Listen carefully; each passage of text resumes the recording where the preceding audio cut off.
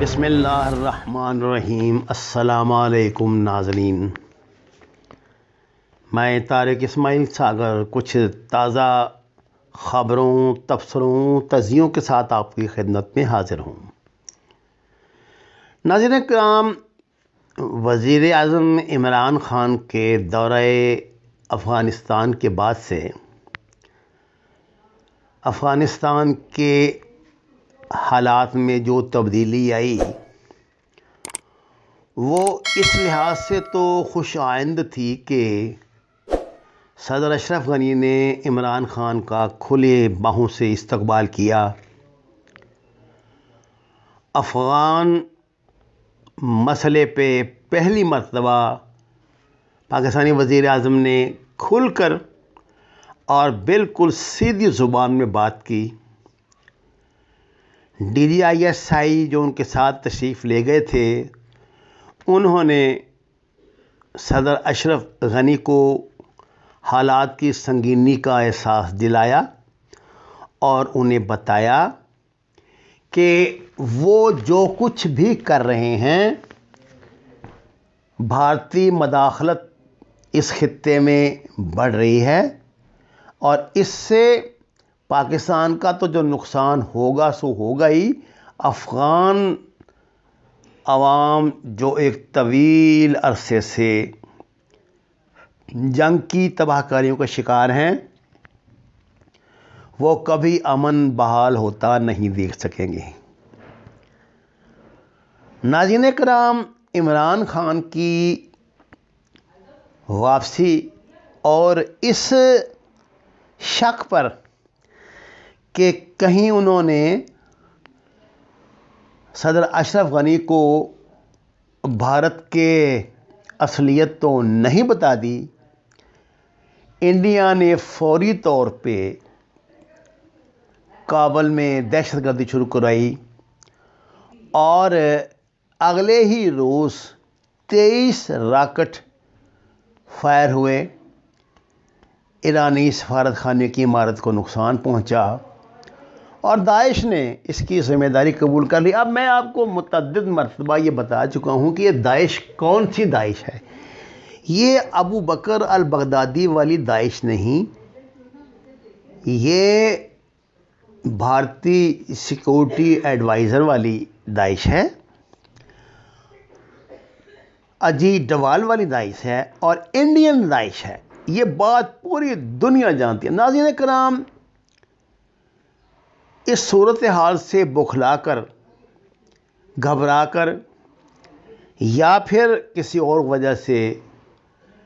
American وزیر خارجہ Pompeo فوراً قطر پہنچے ہیں، جہاں انہوں نے افغان نمائندوں سے ملاقات کی ہے، کیونکہ طالبان نے امریکہ سے فوراً یہ بات دریافت کی تھی کہ جو عمران خان صاحب کا دورہ ہے افغانستان کا، وہ افغان حکومت سے اگر بات کر رہے ہیں تو کس بنیاد پہ کر رہے ہیں اور کس کی ضمانت پہ کر رہے ہیں۔ میں نے آپ سے عرض کیا تھا کہ انڈیا نے طالبان کو بھڑکانے کی ہر ممکن کوشش کی، لیکن الحمدللہ طالبان نے انڈیا سے کسی بھی سطح پہ مذاکرات سے انکار کر دیا۔ اور اب آپ کو میں بہت اہم خبر دے رہا ہوں کہ چین کے اقوام متحدہ میں جو نمائندے ہیں، گینگ شوانگ، انہوں نے سلامتی کونسل کے اعلیٰ سطحی غیر رسمی اجلاس میں کہا ہے کہ بیرونی عناصر اپنے ملکی ایجنڈے کی خاطر افغانستان کے مسئلے کو استعمال نہ کریں، افغان عوام کی خواہشات کا احترام کریں اور صورتحال کا خطے کے امن و استحکام پر براہ راست اثر پڑتا ہے۔ ناظرین کرام، بات یہ ہے کہ اب پاکستان اور چین دونوں نے اس خطے میں اپنا رول منتخب کر لیا ہے اور وہ اس رول کو انجام دینے کے لیے اب فرنٹ فٹ پر بھی آ گئے ہیں، جس کا ثبوت میں نے آپ کو یہ بیان ابھی آپ کی خدمت میں پیش کیا ہے جو سلامتی کونسل میں چینی نمائندے نے دیا۔ چین نے کہا ہے کہ وہ افغانستان کا ایک قریبی ہمسایہ ہونے کے ناطے افغانستان میں امن کا خواہاں ہے، کیونکہ افغانستان کے حالات جو ہے نا ان کا اثر صرف افغانستان پہ نہیں پڑتا، خطے کے تمام ممالک پہ پڑتا ہے۔ اور انہوں نے یہ وارننگ دے دی ہے کہ جو ممالک یہاں گڑبڑ کر رہے ہیں، اور آپ یہ جانتے ہی ہیں کہ کون سے بیرونی عناصر ہیں کہ جو اپنے ایجنڈے کے لیے افغانستان کی زمین کو استعمال کر رہے ہیں، ان میں نمبر 1 انڈیا ہے۔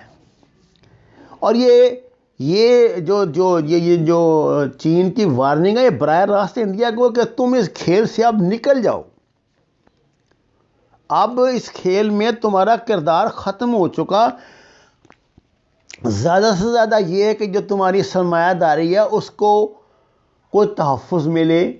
تو مل جائے، اس کے علاوہ یہاں تمہارے لیے کچھ نہیں رکھا۔ ناظرین کرام، چین نے نو ڈاؤٹ کہ انڈیا کو بے بس کر دیا ہے، افغانستان سے اس کی چھٹی کروا دی ہے،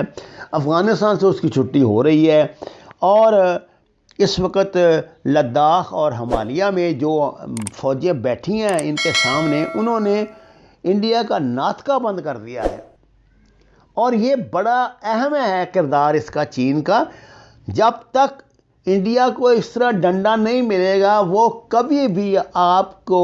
آپ کے سی پیک معاہدے پہ عمل نہیں ہونے دے گا۔ یہ بات جان گیا ہے چین بھی پاکستان بھی کہ امریکہ براہ راست تو کچھ نہیں کرے گا، لیکن انڈیا جیسے جو اس کے ٹاؤٹ اس علاقے میں بیٹھے ہیں ان کے ذریعے بدامنی پھیلائے گا اور سی پیک منصوبے کو سبوتار کرنے کی کوشش کرے گا، جو پاکستان اور چین دونوں کسی بھی سطح پر برداشت نہیں کر سکتے۔ ناظرین کرام، امریکن افواج افغانستان سے نکلیں گی یا نہیں، یہ بات اب متنازع ہو گئی ہے۔ جو بائیڈن کی پالیسی وہ نہیں جو ٹرمپ کی تھی۔